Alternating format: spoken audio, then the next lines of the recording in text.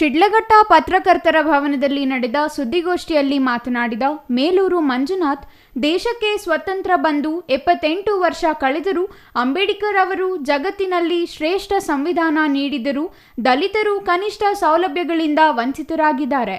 ದಲಿತ ಕಾಲೋನಿಗಳಲ್ಲಿ ಅಭಿವೃದ್ಧಿ ಮರೀಚಿಕೆಯಾಗಿದ್ದು, ಪರಿಶಿಷ್ಟ ಜಾತಿ ಮತ್ತು ಪರಿಶಿಷ್ಟ ಪಂಗಡದ ಕಲ್ಯಾಣಕ್ಕಾಗಿ ಮೀಸಲಾಗಿರುವ ಅನುದಾನ ಗ್ಯಾರಂಟಿ ಯೋಜನೆಗಳಿಗೆ ಬಳಕೆ ಮಾಡಿ ದಲಿತ ವಿರೋಧಿ ನೀತಿಯನ್ನು ಕಾಂಗ್ರೆಸ್ ಸರ್ಕಾರ ಮಾಡುತ್ತಿದೆ. ಜಿಲ್ಲಾಡಳಿತ ದಲಿತರಿಗೆ ಸಾಮಾಜಿಕ ನ್ಯಾಯ ಕಲ್ಪಿಸುವಲ್ಲಿ ನಿರ್ಲಕ್ಷ್ಯ ವಹಿಸಿದ್ದು, ಶಿಡ್ಲಘಟ್ಟ ತಾಲೂಕಿನಲ್ಲಿ ಆಡಳಿತ ವೈಫಲ್ಯ ಖಂಡಿಸಿ ಆಗಸ್ಟ್ 14ರಂದು ಪಂಜಿನ ಮೆರವಣಿಗೆ ನಡೆಸಲು ಸಮಿತಿ ನಿರ್ಧರಿಸಿದೆ ಎಂದರು. ಈ ಒಂದು ದೇಶಕ್ಕೆ ಸ್ವಾತಂತ್ರ್ಯ ಬಂದು 78 ವರ್ಷಗಳು ಕಳೆದಿದ್ದಾವೆ. 79ನೇ ವರ್ಷ ಬಹಳ ಸಡಗರದಿಂದ ಇವತ್ತು ಆಚರಣೆ ಮಾಡಲಿಕ್ಕೆ ಮುಂದಾಗಿದೆ ಇವತ್ತು ಸರ್ಕಾರ. ಬಾಬಾ ಸಾಹೇಬ್ ಅಂಬೇಡ್ಕರ್ ಅವರು ಸ್ವಾತಂತ್ರ್ಯ ಪೂರ್ವದಲ್ಲಿ ಬ್ರಿಟಿಷರಿಂದ ಸ್ವಾತಂತ್ರ್ಯ ಪಡಿಬೇಕಾದ್ರೆ ಅವರು ಒಂದು ಮಾತನ್ನ ಹೇಳ್ತಾರೆ. ಇವತ್ತು ಈ ದೇಶದಲ್ಲಿ ಜಾತೀಯತೆ ತುಂಬಾ ತಾಂಡವಾಡ್ತಾ ಇದೆ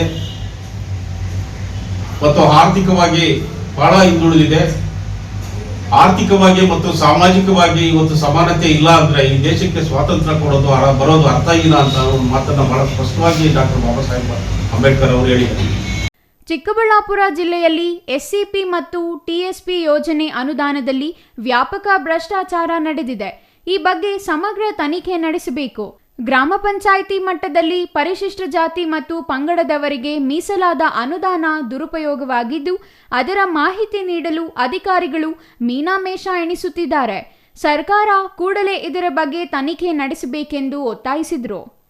ರಾಜ್ಯದಲ್ಲಿ ದಲಿತರು, ಹಿಂದುಳಿದ ವರ್ಗ ಮತ್ತು ಅಲ್ಪಸಂಖ್ಯಾತರ ಕಲ್ಯಾಣಕ್ಕಾಗಿ ಯೋಜನೆಗಳನ್ನು ರೂಪಿಸುವ ವಾಗ್ದಾನ ಮಾಡಿ ಅಧಿಕಾರಕ್ಕೆ ಬಂದ ಕಾಂಗ್ರೆಸ್ ಸರ್ಕಾರ ಈ ಸಮುದಾಯಗಳನ್ನು ಸಂಪೂರ್ಣವಾಗಿ ನಿರ್ಲಕ್ಷ್ಯ ಮಾಡಿದ್ದು, ದಲಿತ ವಿರೋಧಿ ಕಾಂಗ್ರೆಸ್ ಸರ್ಕಾರದ ವಿರುದ್ಧ ಪಂಜಿನ ಮೆರವಣಿಗೆ ನಡೆಸಲಿದ್ದೇವೆ ಎಂದರು.